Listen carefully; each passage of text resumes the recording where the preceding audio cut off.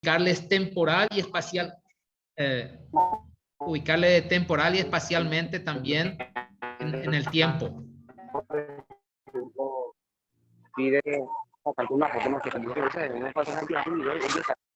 Hablar de los antecedentes, también, digamos, de tocar la batalla de Piribebuy, porque tiene estrecha relación esta batalla con la batalla de Acostaño, para finalmente hacer una conclusión. El conocimiento de la historia es de suma importancia, porque a partir de este conocimiento podemos tener, digamos, una mejor apreciación de los hechos acaecidos, y por sobre todas las cosas, nadie no ama lo que no conoce. Entonces, al conocer nuestra historia, podemos valorar a nuestros antepasados, quienes dieron todo de sí, entregaron su vida para que hoy podamos tener un Paraguay libre, soberano e independiente. En cuanto a la ubicación espacial y temporal, quiero mostrarles esta línea de tiempo. En la parte superior están los años. ¿De qué tiempo a qué tiempo fueron establecidas estas campañas? Quiero hablar de la guerra. Estamos hablando de la guerra de la Triple Alianza, como ustedes pueden apreciar ahí digamos, el señalador. Dentro de la guerra de la Triple Alianza tuvimos dos campañas, digamos, una parte ofensiva y otra parte defensiva. Dentro de estas campañas ofensivas estuvieron la campaña de Mato Grosso, Uruguayana, Corrientes. En las campañas defensivas tuvimos la de Humaitá, Piquizirú y Cordilleras. Nosotros vamos a situarnos en la campaña de las Cordilleras, específicamente acá en esta batalla de Acostañú, que se libró el 16 de agosto del año 1869. Estamos en el corazón de América del Sur. El departamento que vamos a abarcar es el departamento de Cordillera, para ubicarnos mejor, digamos, en el teatro de operaciones. Específicamente en la ciudad de Eusebio Ayala.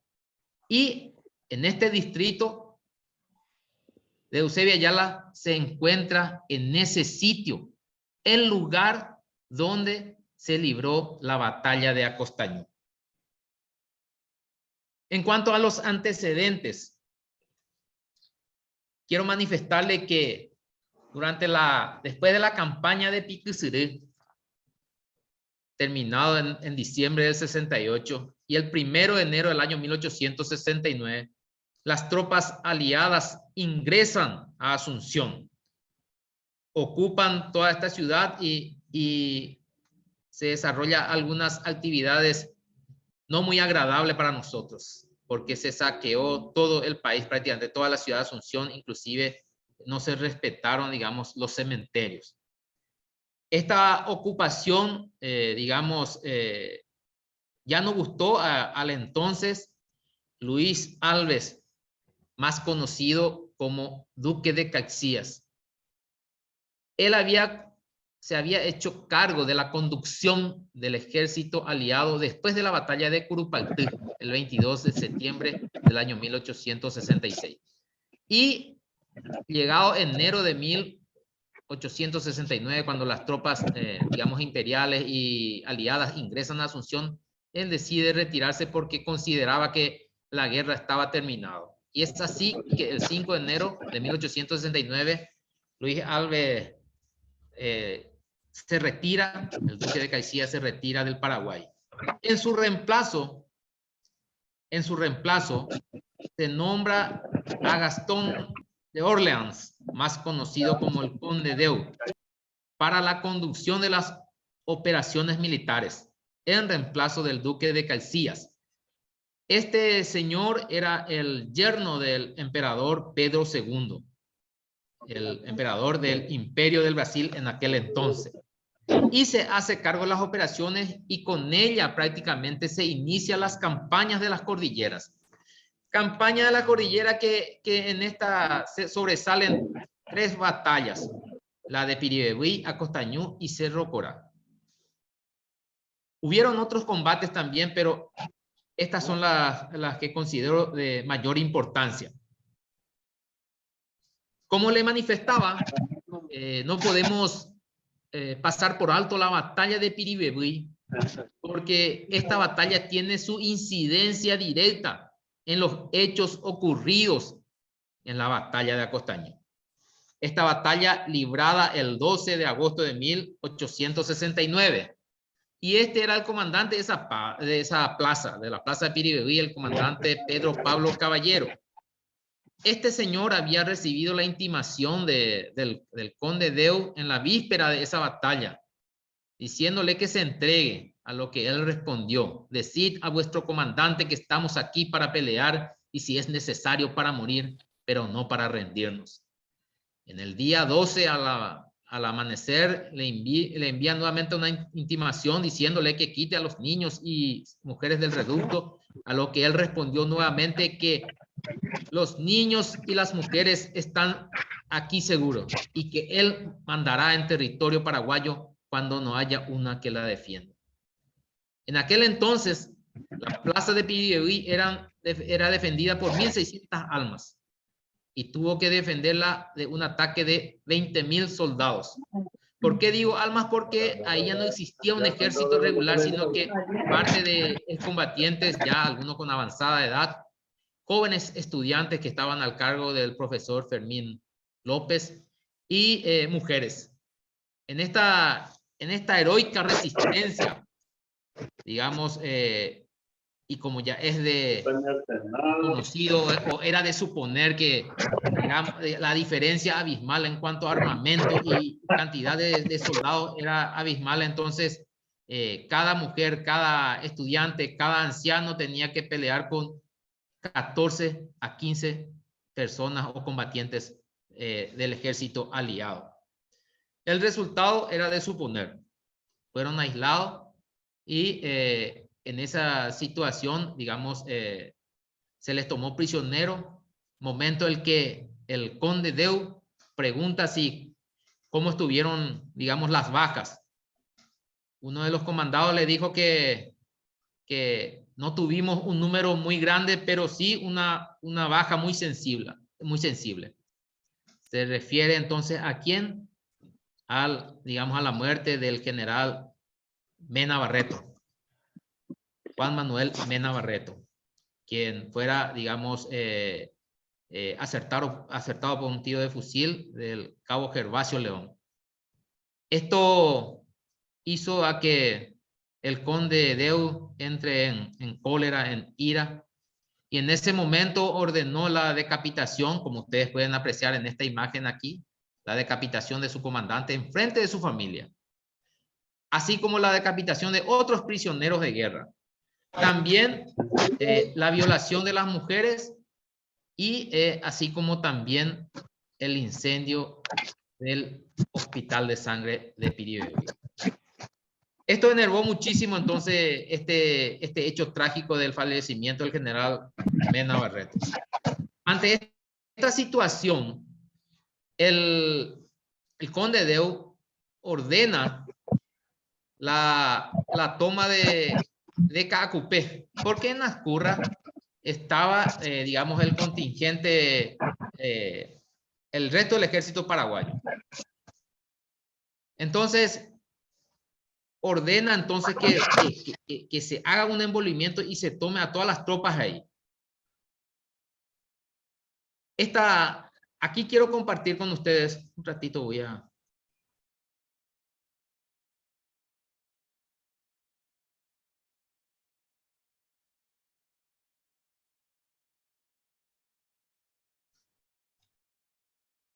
Este es un video que filmé en estos días. No sé si se escucha el audio.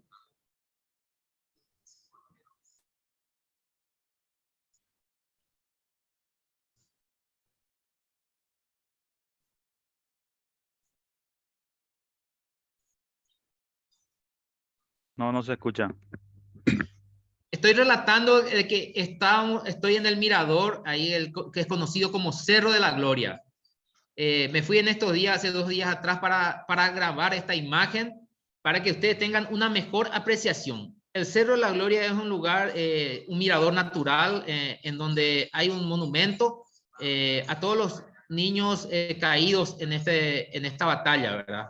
Y ahí pueden apreciar ustedes la imagen en el fondo. En este sector, digamos, fue librado la batalla de Acostañú. Es un pastizal.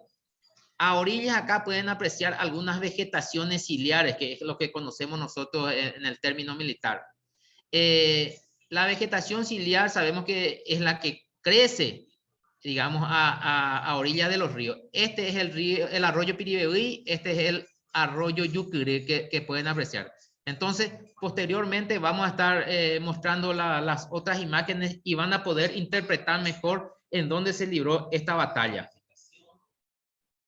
Bien, llegamos entonces a lo que fue pueden apreciar ustedes esta línea de puntos. El día cuando se entera el mariscal de que fue tomado Piribebuy, que era la tercera capital de la República del Paraguay en aquel entonces, en donde todos nuestros archivos fueron llevados a Río de Janeiro y parte de nuestro tesoro que estaban ahí. Entonces el mariscal decide realizar una marcha. Ustedes pueden apreciar este itinerario. Acá estamos en Cacupé, Piribebuy fue la batalla, acá está Eusebio Ayala, Isla Pucú, en aquel entonces se conocía como Caraguayurú, y aquí está Caraguatay. Este es Acostañú. Entonces, en esta dirección partieron, digamos, 2 columnas, o 2 divisiones, como le llamaban. En ese sentido, la primera columna que partió de Cacupé de Ascurra fue el día 13 de agosto, a las 17 horas aproximadamente. Esta división estaba a cargo del general Francisco Isidoro Resquín, en cuya columna también iba el mariscal Francisco Solano López. La segunda columna estaba a cargo del general Bernardino Caballero. Esta columna partió el día 14, esta división. En esta división también iban muchas familias. Esto ya no era un ejército regular. Estas mal llamadas familias que no contaban con la figura paterna, ¿verdad? Era la mamá y sus hijos. ¿Y por qué estas mujeres integraban el ejército? Porque se sentían seguras con el ejército. Porque en la medida que el ejército aliado iba ocupando nuestro territorio, muchas mujeres fueron asesinadas, violadas, así como la ocupación de minas en Valenzuela, en donde 30 mujeres también fueron quemadas ahí. Entonces, ante este temor, digamos, esas familias acompañaban al ejército en su repliegue, digamos, y se retiran de Cacupé, así como lo había mencionado, el 14 de agosto. El 15, las tropas, digamos, aliadas ocupan o toman Cacupé. Para sorpresa del conde Deu, el mariscal ni su ejército ya no estaban ahí. Disgustado por esta situación, él ordena que el arsenal que se encontraba en Cacupé, algunos que conocen, digamos, la ciudad de Cacupé, está la Plaza Teniente Fariña, y en la esquina, sobre la ruta Mariscal José Félix de Estigarribia, que está ahí en la esquina, hay una estación de servicio, y en ese sector estaba ubicado el arsenal. Quemaron y subió una humareda hasta las nubes, que se podía divisar a kilómetros. Esta columna del general Bernardino Caballero pudo contemplar, y era como la materialización del luto que envolvería a todo el Paraguay. Así pues, este es el lugar que quiero compartir con ustedes. Esta es la ruta asfaltada que va desde Eusebio Ayala y acá hasta el Cerro de la Gloria, ese sitio que les mostré. Esta imagen es la del arroyo Yucre. Y esta es del arroyo Piribebuy. Ambas se unen y forman el río Piribebuy. El día 16 al aclarar, y quiero dar lectura, quiero que vean, este es un libro escrito en las memorias de Juan Crisóstomo Centurión, que vivió inclusive a la guerra, y en una parte, para poder interpretar y analizar mejor, dice: sin embargo, a pesar de todas estas dificultades, consiguieron salvar los montes de Cacupé, pero al salir al campo raso de Barrero Grande, en Acostañú, digamos, al amanecer del día 16 de agosto, fueron alcanzados por las fuerzas aliadas. Quiero que presten mucha atención, porque al amanecer entonces dieron alcance y esa retaguardia fue atacada ya, digamos, por la vanguardia aliada en este sector, siendo aproximadamente entre 6:30 y 7 de la mañana.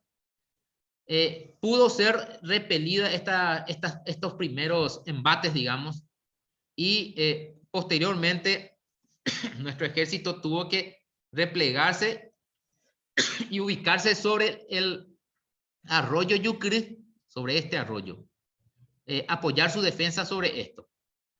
De hecho que la diferencia en armamento y en personal eran demasiado, que tuvieron que trasponer este arroyo Yucri y establecer su siguiente línea defensiva sobre el arroyo Piribebuy.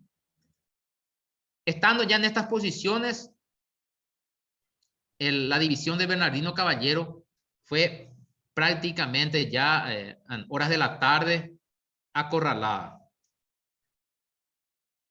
Por todos los sectores entonces apareció las tropas aliadas, y ante esta situación, para salvar algunos restos que quedaban, entonces Bernardino Caballero ordenó, digamos, un ataque frontal y con eso salvar a unos pocos. Terminado esta batalla, en el campo quedaron cadáveres, así como también quedaron en este sector heridos que no pudieron salir. Ante esta situación y el conde Deu, aún dolido por los hechos ocurridos en la batalla de Piribebuy, ¿qué es lo que hace? Ordena que se queme el pastizal. Ese pastizal que les mostré en el video. Entonces, ahí aquellas personas que estuvieron heridas y no pudieron salir, algunas murieron calcinados y otras, digamos, asfixiados por la inhalación del humo. Eso fue lo que ocurrió en la batalla de Acostañú. Quiero que sepan que por qué se llama Acostañú, porque ese sector de esa propiedad pertenecía a un extranjero que se llamaba Blas Acosta Llano. Es por eso que le llamaban Acostañú. Ahora bien, seguramente que muchos de ustedes habrán escuchado de que durante esta batalla se nos ha contado en la escuela que supuestamente el mariscal utilizó a criaturas de 6, 7, 8 años para la defensa. Que las madres le habían disfrazado a estos chicos con barbas con la crin del caballo y le talló un fusil de madera para que aparentase de que el ejército de Bernardino Caballero era numeroso y estaba compuesto de mayores. Cabe señalar que en esta batalla hubieron entre aproximadamente 4.500 paraguayos, de los cuales casi 3.000 eran criaturas, digamos, niños que iban con sus madres, y el ejército aliado con más de 20.000. Así como le estaba mencionando, digamos, muchos creían de que, o creíamos de que las madres dejaron a sus hijos morir ahí y que posteriormente, terminada la batalla, estas mujeres habían salido de los montes para ir a recoger el cuerpo de sus hijos. Este es el mirador. Esta es la imagen del campo de batalla. Había manifestado que al aclarar el día, prácticamente al amanecer, dieron alcance las tropas aliadas a nuestro ejército, ocasionando ya las primeras bajas con tiros de fusilería, ya, digamos, nos habían alcanzado. ¿Por qué muestro esta imagen? Y quiero que hagamos un análisis crítico. ¿En qué momento en este sector, en qué momento de ese amanecer las madres pudieron, digamos, maquillar a sus hijos, o disfrazar a sus hijos, o detallar un fusil? Ya que les mostré el primer enfrentamiento en donde se dio, ahí en los campos abiertos, en los pastizales. No había nada para hacer. Entonces, esa es una mentira que fue, digamos, contada por los aliados. No es la historia verdadera de los hechos ocurridos en Acostañó. Sí es cierto que participaron niños, pero tengamos presente que niños son hasta la edad de 18 años, donde son mayores de edad. Pero eran niños adolescentes, no criaturas. Me refiero a que habían gente que tenía 14, 15, 16 años y que en aquel entonces hasta era costumbre, hasta casi nuestros tiempos, que el servicio militar obligatorio inclusive lo hacíamos a la edad de 15 o 16 años. Entonces sí eran adolescentes que participaron, que pudieron empuñar las armas y por sobre todas las cosas defender su vida ante un ataque atroz. Es por eso que quiero comentarle una historia que anteriormente estaba en las redes sociales. Hoy si uno entra a buscar esa historia ya no lo va a encontrar, no sé por qué, pero sí lo va a encontrar en un archivo guardado por el diario ABC.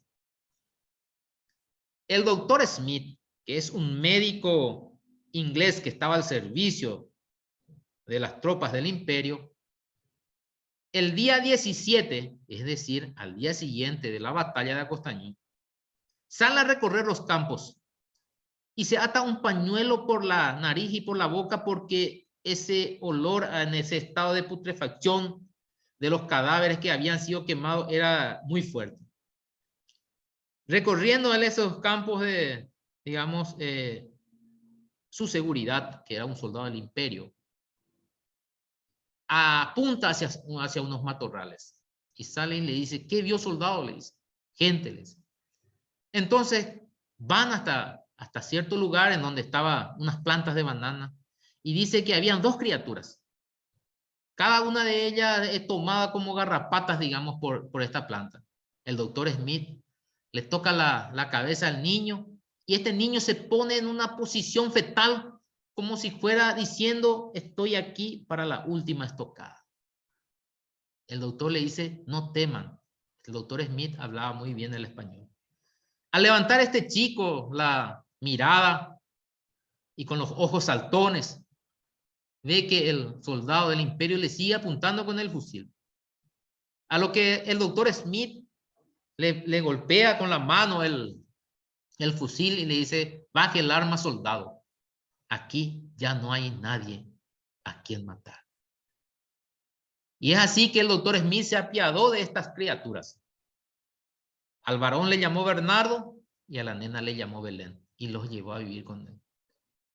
Estos chicos, como no eran parientes, tenían la edad entre 8 a 10 años, terminaron casándose. Y de este matrimonio nace Narciso. Y Narciso le cuenta a su nieto, que ya es de nacionalidad brasileña, Raufi Márquez, que escribe el libro Ñandepá, en donde cuenta esta historia. De la misma manera, en la batalla de Acostañú, muchas madres escondieron a sus hijos en los montes. Y prueba de ello es lo que le acabo de comentar. Y una de aquellas madres fue Silveria Benítez también. que entregó su vida en los campos de Acostañú. Es por eso que quiero que todos hagamos un análisis profundo. Yo sé que están los jóvenes cadetes, pero a lo mejor no pueden tener esa interpretación exacta porque no son padres ni madres de familia. Sin embargo, aquellos que son padres de familia, madres de familia que están presentes en este auditorio, sé que van a valorar en su justa dimensión. Porque tengamos presente de que muchas veces cuando nuestros hijos se van a un cumpleaños y tienen que volver a la madrugada, muchas veces estamos como guardia de seguridad de ese lugar, o muchas veces las madres ni se duermen cuando sus hijos no vuelven de un cumpleaños o de una fiesta. Si nosotros en la actualidad actuamos de esa manera, ustedes se imaginan aquella mujer paraguaya calificada por el Papa como la más gloriosa de América, y no porque quiera congraciarse con nosotros, sino porque conoce la historia del Paraguay.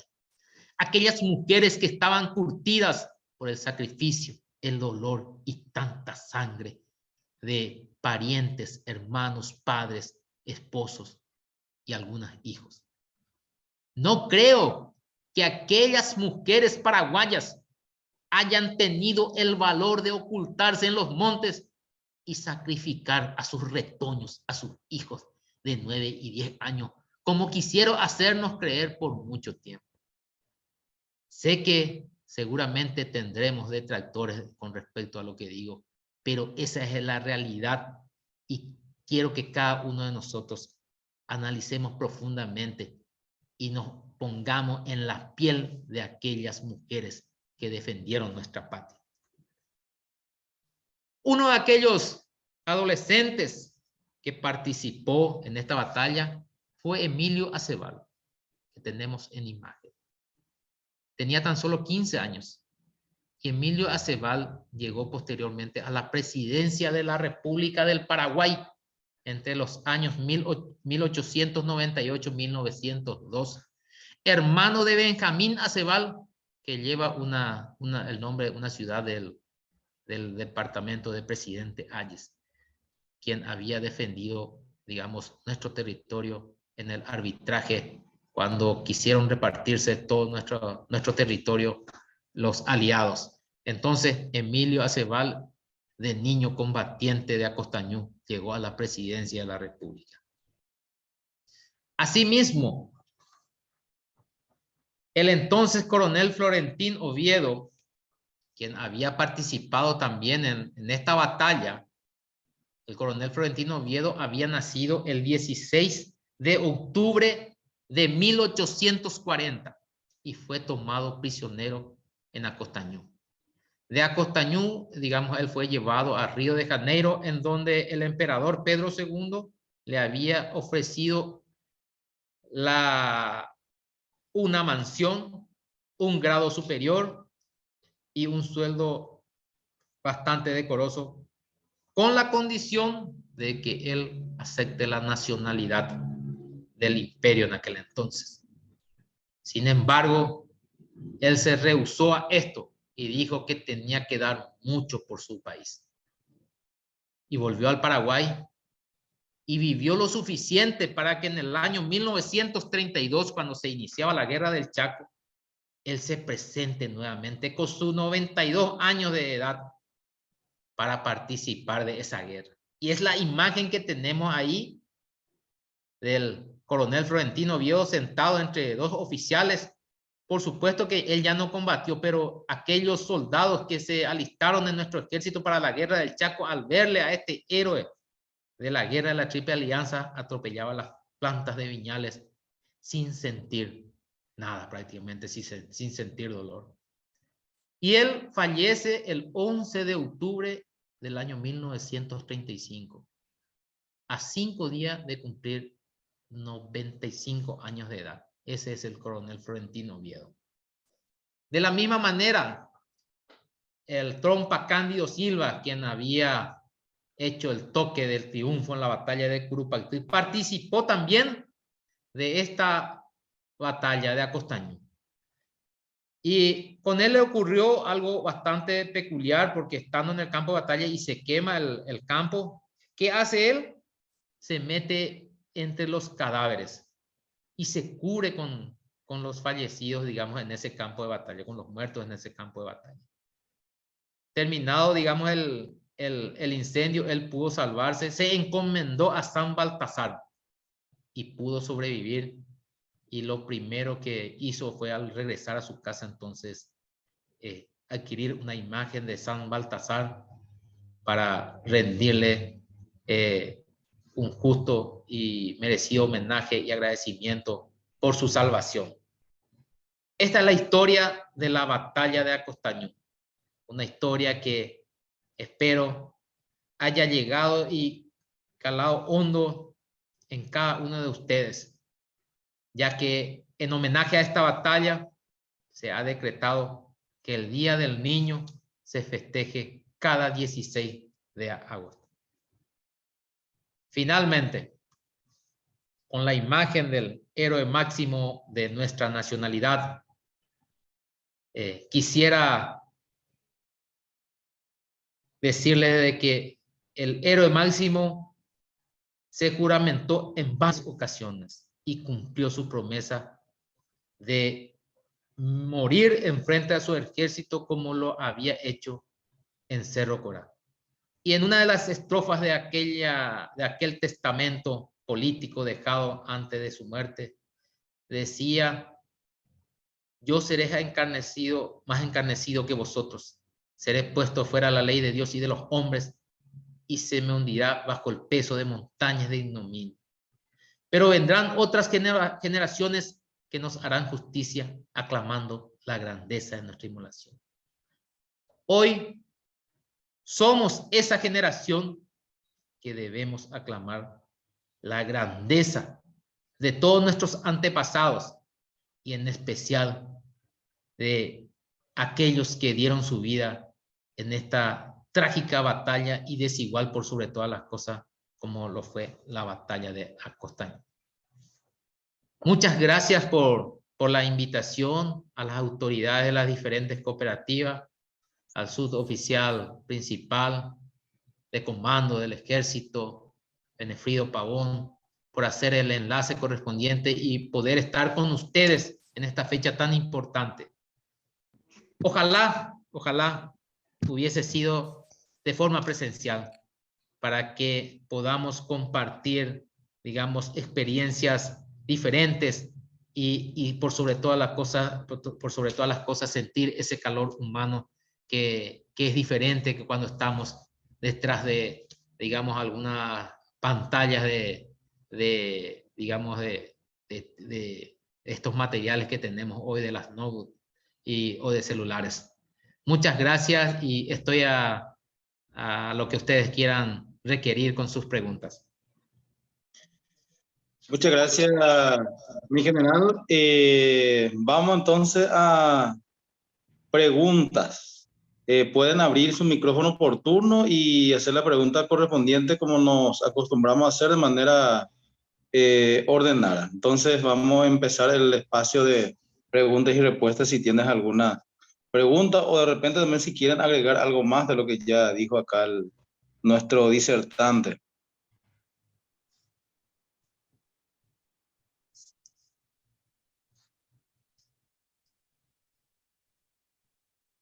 Ahí Francisco Ibarra. Francisco Ibarra. Buenas tardes al querido general de brigada y a los organizadores. Excelente charla, excelente enfoque. Lo que faltaba justamente dar ese espíritu de patriotismo en estas épocas, para que en la juventud, para que desde niños apreciemos la historia de nuestro país. Y quería hacerle una pregunta al general de brigada en cuanto al tema de organización y estrategia militar que emplearon ya en ese momento, porque la batalla se dio ya en un momento ya de retirada posterior a la ocupación de la capital. Mi pregunta es, para los aliados, el haber ocupado la capital, ellos no lo dieron como terminado la contienda. Ellos tomaron como algo personal de tener, por decirlo así, al el cuerpo del general, del mariscal en sus manos, para dar como finiquitada la guerra. Por eso se llegó a tanta barbarie posteriores, tanto la batalla de Piribebuy como la batalla misma de Acostañú. Esa es mi duda, general, y Sí. dejo a cargo a usted. Bien. Si algunos tienen la posibilidad de, a través de la tecnología, entrar y buscar lo que dice el Tratado Secreto de la Triple Alianza. En sus artículos uno va a apreciar las contradicciones que los aliados habían en su momento escrito y juramentado. Supuestamente, la guerra era contra López y no contra el Paraguay. Entonces la excusa era tenían que tomarle a López, pero para tomarle a López tuvieron que exterminar casi a todo el pueblo paraguayo. Y un pueblo que no se rindió.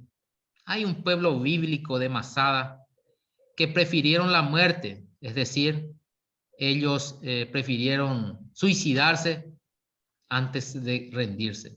Sin embargo, nuestro pueblo ni prefirió el suicidio, ni tampoco rendirse. Esa es otra mentira que fue digamos, la guerra fue contra López y no contra Paraguay. Y muchos creímos que también el 1 de marzo de 1870 acababa la guerra del Paraguay, contra la Triple Alianza contra el Paraguay. Sin embargo, existen documentos de que las tropas del imperio permanecieron en el Paraguay hasta el 22 de junio del año 1876. O sea, hagan sus cálculos. 1 de marzo de 1870 al 22 de junio de 1876. Durante toda esa ocupación, durante todo ese tiempo, hubieron violaciones. Es más, inclusive 2.000 niños fueron despojados de sus madres y llevados como trofeos de guerra, tanto en la Argentina como en el Brasil. Y uno de aquellos que fueron llevados como trofeo de guerra fue Manuel Domet García, que llegó a ser ministro de Guerra y Marina Fluvial de la Argentina. Asimismo, también hubieron familias que huyeron aquí por tanto atropello, digamos, a la dignidad humana, como lo fueron la señora Dolores Esperati, que con sus 2 hijas, Adela y Celsa Esperati, huyeron a la Argentina. Y estas 2 mujeres fueron unas grandes maestras y que hoy están por el billete de guaraníes. En tanto que las tropas argentinas estuvieron en la Villa Occidental hasta el 14 de mayo del año 1879. El último gobernador fue Luis Fontana, después de que el presidente norteamericano Rutherford Hayes, digamos, dé el fallo arbitral el 12 de noviembre de 1878, y recién en mayo del 79 se arrió nuevamente el pabellón, digamos, en la zona de Villa Occidental, y en agradecimiento al presidente norteamericano es que la Villa Occidental pasa a denominarse Villa Hayes. Me decía de la estrategia. En ese momento no había ninguna estrategia prácticamente, era el exterminio del pueblo paraguayo. Era el exterminio.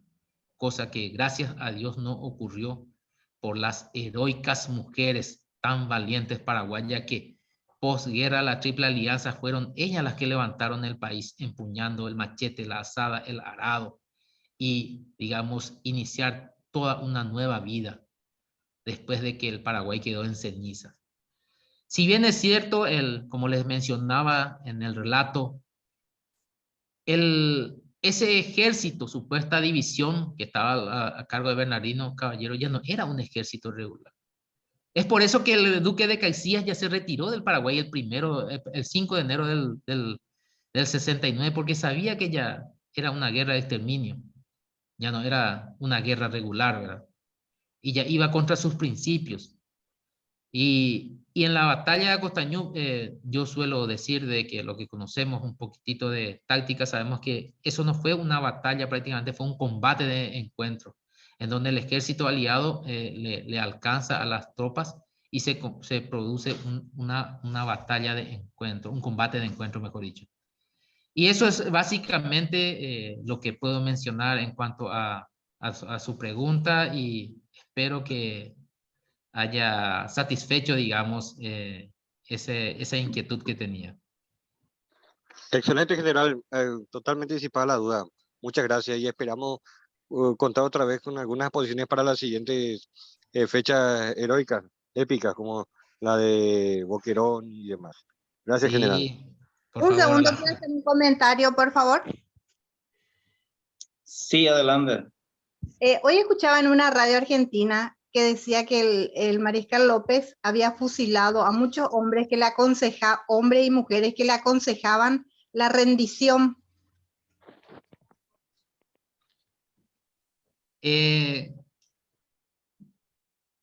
Yo quiero decirles de que hay tantas mentiras. Quiero que entendamos de que uno de aquellos hombres que dijo que hay que matarle al paraguayo como feto ya fue Domingo Sarmiento, que su hijo murió en la batalla de Curupaytí. Y que posteriormente Domingo Sarmiento, posguerra, vino a vivir en el Paraguay. Y en aquel entonces se había traído todos los textos, todas las enseñanzas provenían de Argentina. Es decir, Sarmiento era argentino y vino a, digamos, a introducir todos los textos y la historia también contada por los vencedores. Y eso, en ese sentido, fueron mentiras. Sí, hubieron, digamos, fusilamientos, pero que en aquel entonces, por las leyes de aquel entonces, fueron, digamos, juzgados por delitos de traición a la patria. Y les invito a aquellos amantes de la lectura, si pueden apreciar este libro que se llama El Centauro de Iwicuí, que fue escrito por Oleari. Fue escrito este libro por Oleari, y en él le hace una entrevista al general Bernardino Caballero. Y desde Paso de Patria, ella relata, digamos, algunas traiciones que ocurrieron y de la envidia que le tenían al mariscal. Como les decía, hubieron fusilamiento, y no solamente durante la guerra de la Triple Alianza, sino que también en la guerra del Chaco. En Anagua, Luis Irrazábal tomó cierto. Ahí está tu termo, ya. Toma tu jarra. Tu jarra ya.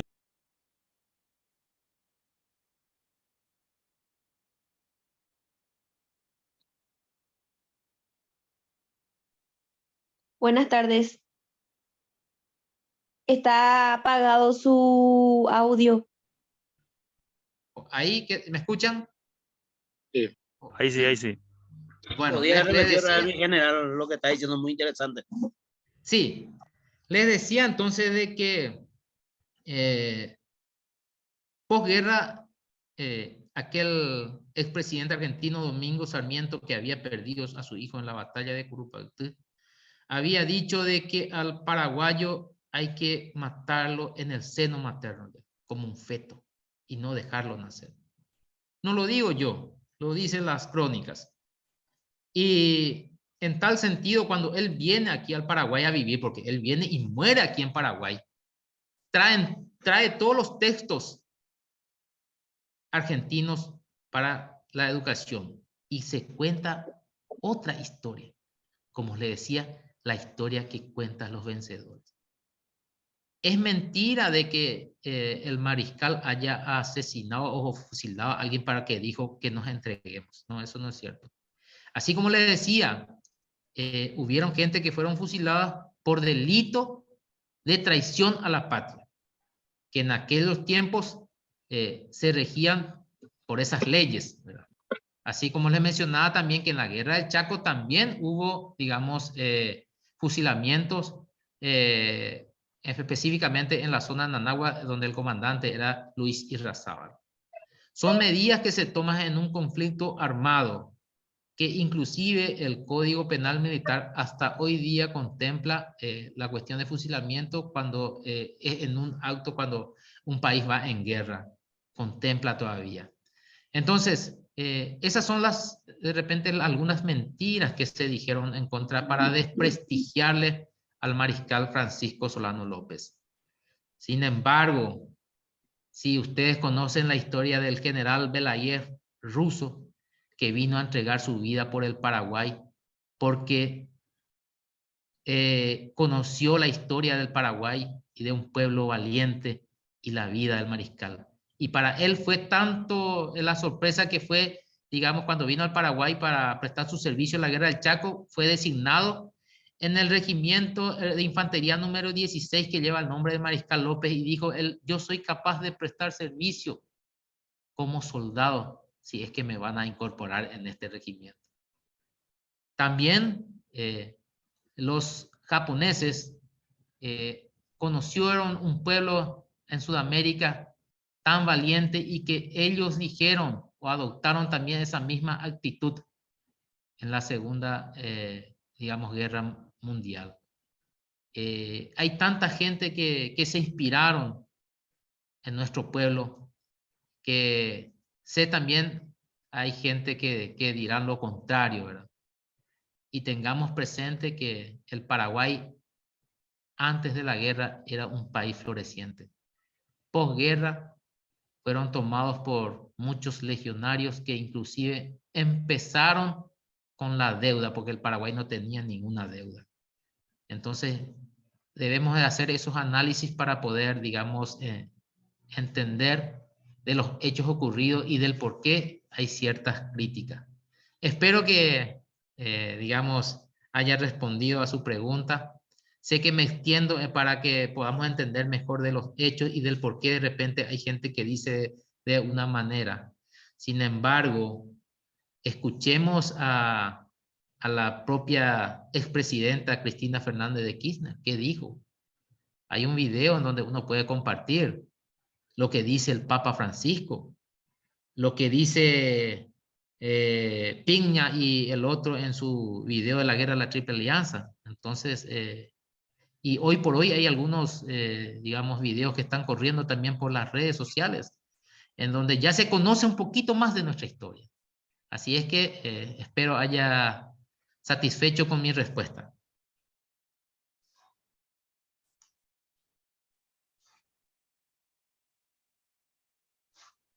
Buenas tardes, mi general. ¿Sí me copia? Sí, le estoy copiando, le estoy copiando. Yo soy el suboficial principal Caballería Jorge Escurra. Estoy queriendo hacer una pregunta aprovechando para poder conocer un poco. El Sí. general Benigno Caballero, después de terminada la guerra, creo que fue llevado a Río de Janeiro también como prisionero y volvió. Y fue presidente de la República. Y mi otra consulta es, ¿qué pasó de la muerte eterna del mariscal, la señora Elizabeth Lin? ¿Ella murió acá o se fue a su país? Sí. El general Bernardino Caballero es asimismo terminada la guerra de la Triple Alianza. Él fue llevado como prisionero a Río de Janeiro y posteriormente él vuelve a Paraguay, llegando a la presidencia de la República en 1880 hasta 1886. Y le entrega el mando a un camarada muy amigo de él, al general Patricio Escobar, que le sigue, le sucede en el mando, ¿verdad? Con respecto a Alicia Lins, ella fue expulsada del Paraguay, la posguerra. Y ella murió ya en Francia, ella en un estado de indigencia, ella murió prácticamente. Pero sus restos fueron repatriados aquí al Paraguay. Y quiero señalar de que muchos de los paraguayos también fuimos injustos con ella, porque había gente que la trataron y disculpen el término, hasta de puta le trataron. Y sin embargo era una mujer que que cambió muchas cosas aquí en el Paraguay. Ella introdujo muchas cosas como el baile, el hondón carapé, las famosas guaberá que ella también implementó. Y no solo eso, sino que le dio al mariscal 7 hijos. Y cabe señalar de que estando en la campaña de Piquisiri, cuando viene el general Martín Tomás Magmajo a presentar sus cartas credenciales en aquel 14 de diciembre de 1868, él venía con un concepto totalmente equivocado por lo que le habían mencionado sobre el mariscal. Sin embargo, cuando llega y le recibe en su puesto de comando en Potrero Mármol, él le habla a este embajador norteamericano en un fluido inglés. Posteriormente llega el embajador francés y le habla en un fluido francés. Un rato después llega Ella, como él le decía a Elisa Lind, y le habla en el dialecto irlandés, ya que Elisa Lind era irlandesa. En ese sentido, el general Magmason es descendiente de irlandeses, sus padres son irlandeses y conocía él ese dialecto. Tan grata fue la sorpresa de encontrar que, muy contrario a lo que le habían manifestado, le habían pintado al mariscal, era una persona muy inteligente que dominaba 6 idiomas por sobre todas las cosas. Él se le ofrece en esa campaña darle una inmunidad diplomática a él y a su familia para quitarle del Paraguay, y él le agradece semejante gesto, pero le dice a Elisa Lind que si ella quiere salir con sus hijos le iba. Y sale Elisa Lind, le dice: yo no solamente te amo a vos, sino que también amo al Paraguay. Y es así que le acompañó hasta Cerro Corá, en donde no solamente ella tuvo que sepultar cavando con sus manos al mariscal López, sino que a su hijo primogénito, a Panchito López. Hay tantas cosas que desconocemos de ella, y ojalá que en una próxima oportunidad podamos contar tantas cosas de ella para poder discernir del bien y el mal, porque como les dije, muchas mentiras se nos contaron. Y por sobre todas las cosas tenemos que sentirnos orgullosos de ser paraguayos, porque en el mundo entero se nos conoce como un pueblo que no se rindió y que luchó hasta las últimas consecuencias. Si hoy los aliados nos miran y sin ánimo de revancha, no nos pueden decir que nos rendimos. No nos pueden decir. Hasta el mariscal, cuando le dice, estaba ya sin tropa, le dice: ríndase, mariscal. Y sale y le dice el mariscal: muero con mi patria. Y le lanza una estocada, y en donde él recibe un impacto de bala y muere. Esa es nuestra historia, una historia de la cual tenemos que sentirnos orgullosos, porque es una historia sacrificada, y en donde las mujeres paraguayas, una vez más quiero decirles de que son las heroínas verdaderas, aquellas mujeres que reconstruyeron nuestro país después de ambas guerras. Entonces, para mí es una oportunidad también de llegar a todo este público que está presente y de que conozcamos nuestra verdadera historia. Muchísimas. Una última, y después ya para liberarle ya también al general. ¿Hay alguien más? ¿Quedó todo claro? Perfecto, mi general. Muy buena aclaración. ¿Alguien más ahí en el fondo? Buenas tardes. Presidente, si me da un... El que habló antes no le estoy viendo. Dos últimas, porque... Presidente Benefrío, atento si me copian. Sí, Edgar Jiménez, por favor.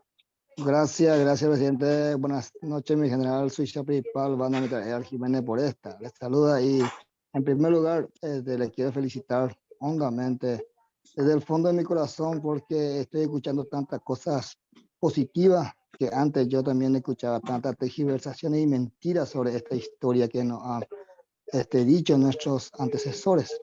Y sobre el punto quería tocar, el único país creo que prácticamente entendió que han cometido tantas barbaridades y aberraciones contra este país humilde, es Argentina, por eso es bueno también entender que hay buena gente como el presidente Perón que ha devuelto, creo, algunos trofeos de guerra y prácticamente aceptando que lo que habían hecho era una barbaridad. Solo eso quería comentarle. Sí, asimismo, el general Juan Domingo Perón, en el 1954, cuando el general Alfredo Stroessner asumía la presidencia de la República del Paraguay, ese 15 de agosto, él había devuelto los trofeos de guerra al Paraguay, todos aquellos trofeos de guerra que se encontraban en la Argentina. No en su totalidad, porque había algunos clandestinos que posteriormente Cristina Fernández de Kirchner devolvió también. Pero cabe señalar que en agradecimiento a este gesto del general Perón, quien amaba mucho al Paraguay y según mi finada madre, anteriormente en esta fecha tan importante que era el Día del Niño, el general Perón traía en un barco juguete para los chicos y repartía en los puertos de Asunción. Este general entonces en agradecimiento, digamos, se le puso a una de las avenidas principales, la continuación de General Máximo Santos es la avenida General Perón. Entonces, en agradecimiento a este gesto tan maravilloso como lo fue del general Perón. Muchísimas gracias.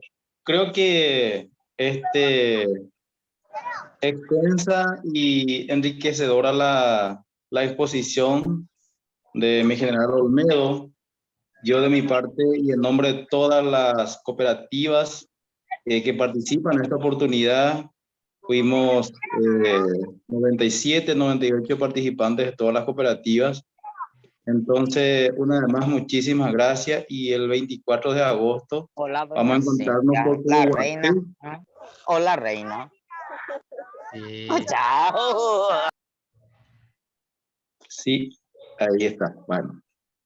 Vamos a encontrarnos por Cubatí, entonces, para llevarle por lo menos en agradecimiento, si bien materialmente no es mucho, pero nuestro agradecimiento de corazón por esta ilustración, como dije al inicio, a un evento trágico donde el campo de Acostañú se tiñó de sangre inocente de nuestros niños, y hoy día nos tiene que traer una profunda reflexión esa sangre derramada en Acostañú.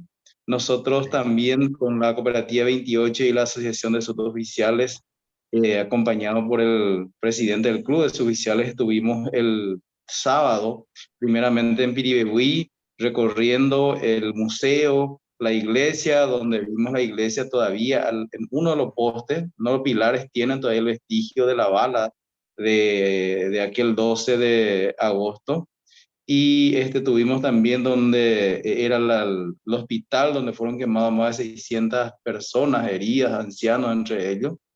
Y finalmente estuvimos por Acostañú, también estuvimos en el Cerro de la Gloria, donde vimos con nuestros propios ojos el campo, ¿verdad? Como dice en la música, bordeando el campo de Acostañú, Yucurí iba surcando, ¿verdad? Vimos también el arroyo Yucurí. Estuvimos ahí, realmente es muy emocionante y generalmente a uno le quiebra recordar eso. Y también decir que en el Cerro de la Gloria, donde estuvo ahí mi general haciendo la exposición, la explicación, están descansando restos óseos de aquellos héroes que probablemente lo estemos pagando mal. Así que esa es la reflexión que yo quiero decir a todos los amigos cooperativistas, aprovechando la presencia de muchos presidentes de cooperativas, que también nosotros como cooperativistas estamos obligados a reivindicar esa sangre que se derramó allá en Acostañú, con trabajo, con proyectos sociales y fundamentalmente con honestidad para darle mejores futuros y mejores porvenir a los habitantes de esta bendita tierra. Mi general, una vez más, muchísimas gracias. Yo sé que con palabras de agradecimiento o las palabras de agradecimiento en este momento a veces no es suficiente o no puede hilvanar palabras porque realmente nos emociona cuando hablamos de esta historia, porque como dije y vuelvo a decir, cala muy hondo en el sentimiento de cualquier paraguayo, de cualquier padre y de cualquier madre, con más razón todavía, así como estaba explicando Nosotros sabemos eso, lo que somos de tierra adentro, cuando nos estamos regresando después de la fiesta, nuestra madre siempre la encontramos ahí vigilante, esperando a su ser querido, que es lo más que es el amor de toda madre, ¿verdad? Y bueno, muchísimas gracias, gracias a todos los compañeros cooperativistas y seguramente no cooperativistas, también educadores, están también los directores de la escuela que participaron también, a los alumnos del curso de Cuascozoe, al director del curso Judicial Principal Gustavo Reyes, que seguramente los alumnos tienen alguna tarea que mañana van a continuar festejando el Día del Niño, y bueno, son cosas así. Gracias, mi general, gracias totales, gracias a todos y hasta siempre. Muchísimas gracias a ustedes por la invitación y Dios mediante, en una próxima jornada estaremos de vuelta. La verdad que yo soy un apasionado de nuestra historia.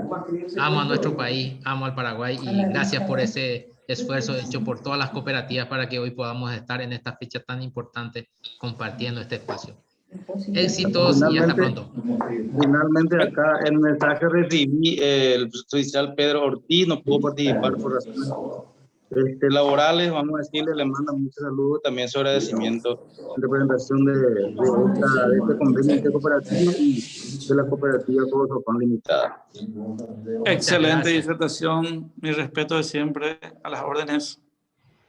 Muchísimas gracias. Estamos en grupo, mi general, acá, la cooperativa 31 de marzo, en grupo los muchachos estamos participando de su excelente ponencia.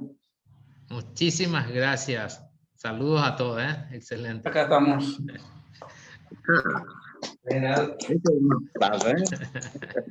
Muchas gracias, excelente, excelente. Otra imagen, otro grupo. Lisa Noemí, la supervisora de San Lorenzo, muchas gracias, ahí se aprendí muchísimo. Cintia, Boy, a todos, muchas gracias. Ahí está la profe, la doctora Lisa Noemí, de Estigarribia, la esposa del camarada Carlos Estigarribia, la directora la supervisora de pedagogía de San Lorenzo. Ahí también está mirando. Muchas gracias, profesora, nada más por acompañarnos. Excelente, mi general. Muchas gracias, mi general. Oportunamente vamos a estar por ahí, por Curuguatú. Un abrazo. Sí, cuando quiera, cuando quiera. Asunción Florentina, entiendo que, ¿eh? Sí, Florentín Jiménez, compositor iguayno, mi general, compositor iguayno.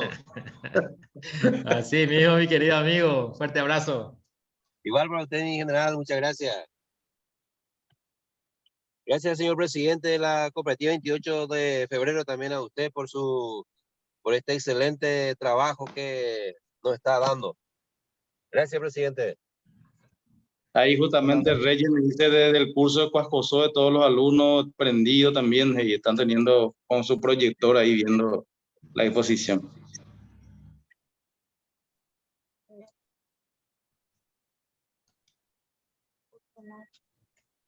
Tenemos muchos mensajes. Vamos a ver algunos.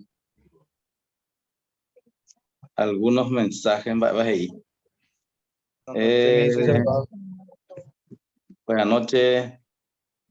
Soy Salmayor de Caballería Felipe Benítez por esta. Disculpe, hace rato en las preguntas tenía una duda. Visto y considerando el que estaba diciendo ahí mi general Roberto Olmedo, en cuanto a las mentiras, de muchas mentiras que hay en base a la historia de casi todas las batallas que supimos sobrepasar, y más en especial con la sangre derramada ahí en la Costañú. Y no sé si ya estoy fuera de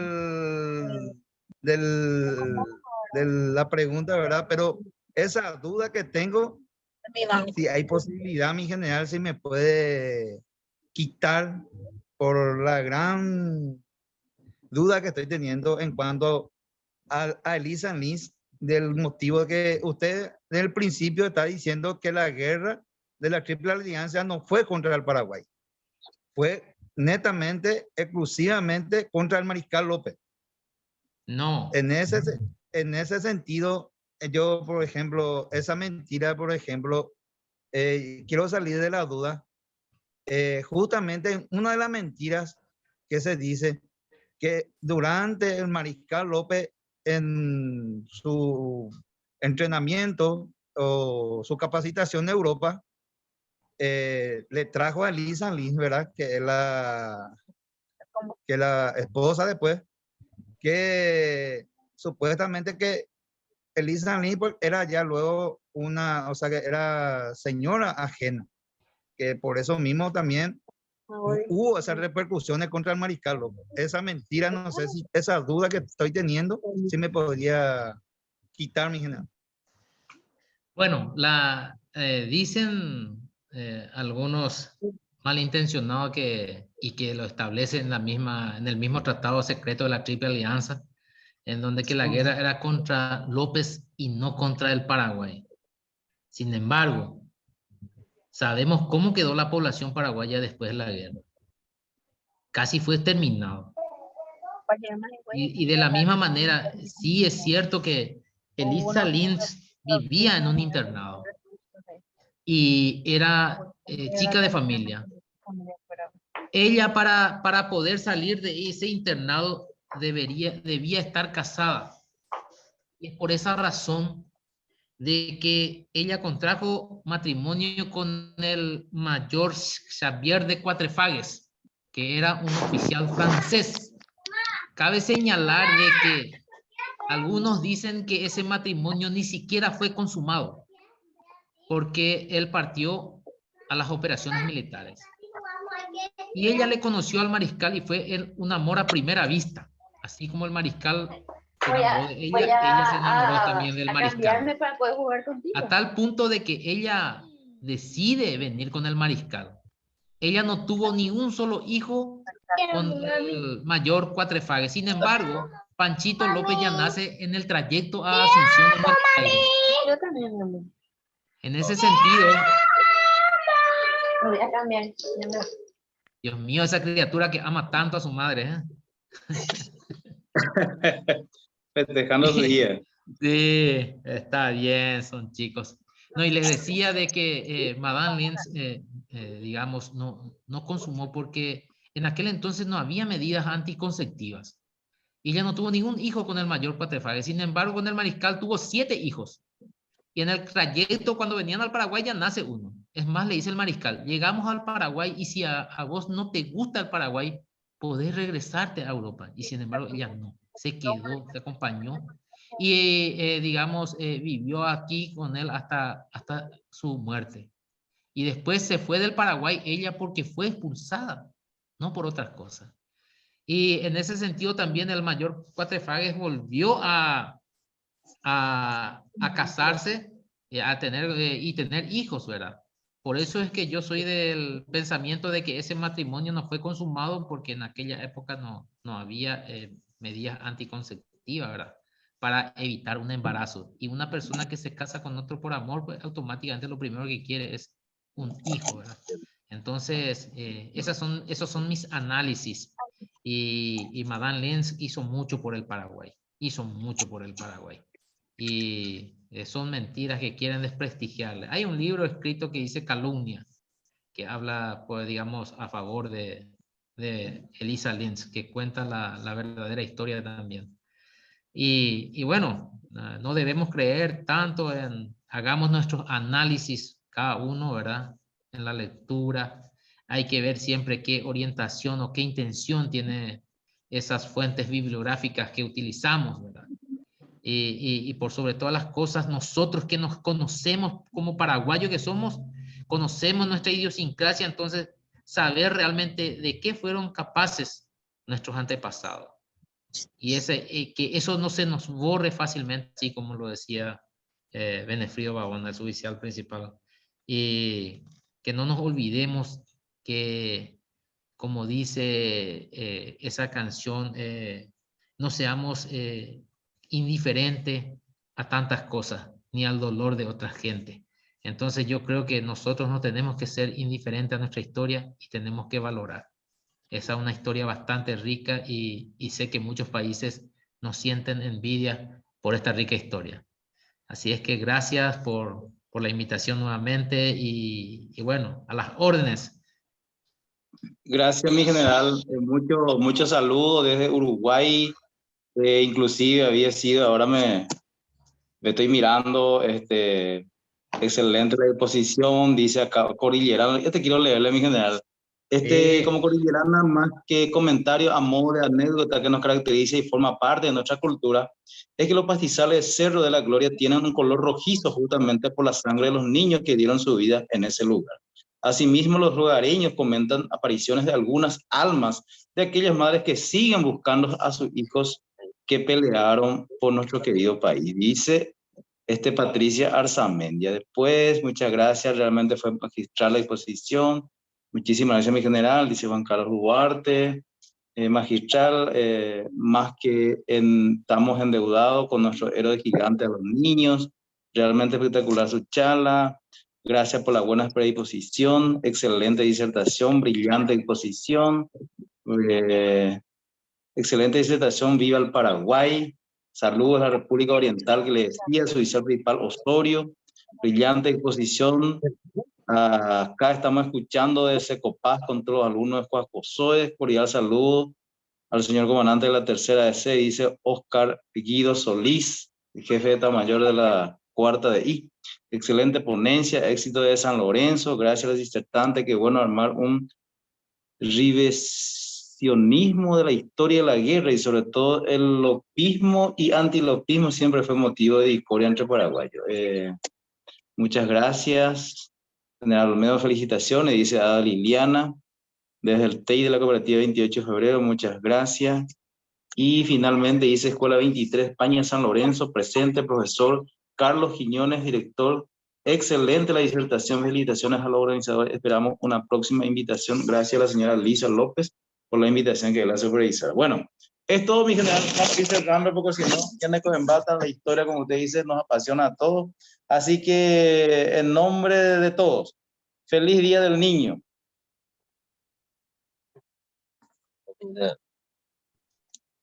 Feliz día a todos.